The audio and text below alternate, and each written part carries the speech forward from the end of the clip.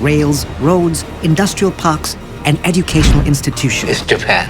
Japan आज दुनिया के सबसे ज्यादा डेवलप कंट्रीज में से एक है, लेकिन क्या आप ये तस्वुर कर सकते हो कि आज से 78 साल पहले ये मुल्क तबाह हो चुका था। खाने पीने की चीजें खत्म हो गई थी और हर तरफ भूख ही भूख थी। आखिर जापान ने इतनी भयंकर ट्रांसफॉर्मेशन कैसे कर ली, सब कुछ जानते हैं इस वीडियो में।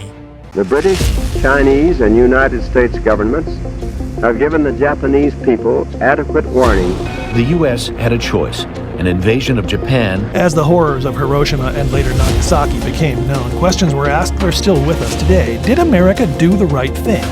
6 अगस्त 1945 की सुबह 7 बजे एक American airplane Boeing B-29 Japan के एरिया में घुसता है और जापान में खतरे के सायरन बजने शुरू हो जाते हैं। ठीक 8:15 पर उस एयरप्लेन में बैठे एक पायलट ने बटन दबाया और लिटिल बॉय वर्ल्ड का पहला एटॉमिक बॉम्ब हिरोशिमा के ऊपर गिरा दिया गया। उसके बाद हर तरफ रोशनी ही रोशनी और तबाही ही तबाही थी। एक पल में ही 66,000 लोग मारे गए। उसके बाद अमेरिकन प्रेसिडेंट ने एक वीडियो पैगाम जारी किया। A short time ago, an American airplane dropped one bomb on Hiroshima.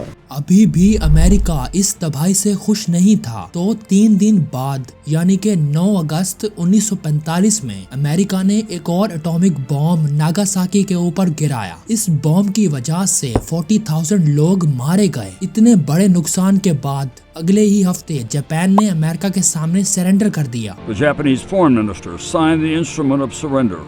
और अगले 5 साल तक जापानीज लोग गुर्बत की जिंदगी गुजारते हैं। अगर हमने जापान की भयंकर ट्रांसफॉर्मेशन को समझना है तो हमें सबसे पहले 1950 की कोरियन वार को समझना पड़ेगा। ये जंग 25 जुलाई 1950 को शुरू हुई थी, जिसमें नॉर्थ कोरिया ने साउथ कोरिया पर हमला कर दिया था। इस जंग में चाइना और सोवियत यूनियन नॉर्थ कोरिया के साथ, जबकि साउथ कोरिया के साथ यूएसए और इसके बाकी इत्तेहादी ममालिक थे। इस जंग में अमेरिकन आर्मी को वेपन्स चाहिए थे और साउथ कोरिया का सबसे करीबी मुल्क जापान है, तो इसीलिए अमेरिका ने जापान का रुख किया और वो सामान जापान से खरीदा। ये जंग 3 साल तक लड़ी गई। इस जंग से जापान की तबाह हाल इकोनॉमी को मजबूत करने में बहुत मदद मिली। जापान ने इस जंग से मिलियंस ऑफ डॉलर्स कमाए। 1955 और 1961 के दरमियान जापान ने अपनी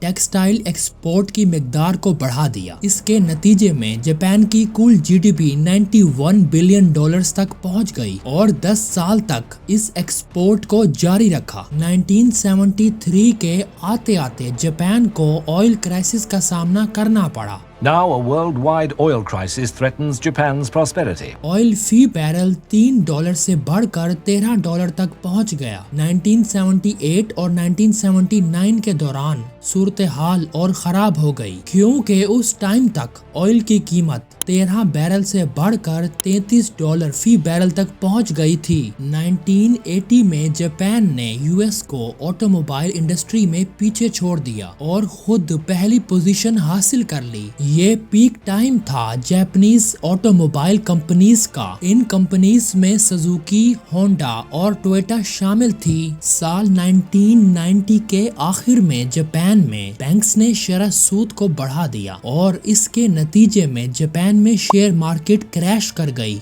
2022 में जापान दुनिया का 5वां सबसे बड़ा एक्सपोर्टर और 4था सबसे बड़ा इंपोर्टर बन गया था। एक टाइम पे जो कंट्री पूरी तरह से बर्बाद हो चुका था और आज वही कंट्री अमेरिका, चाइना और जर्मनी के बाद दुनिया की 4थी लार्जेस्ट इकोनॉमी है।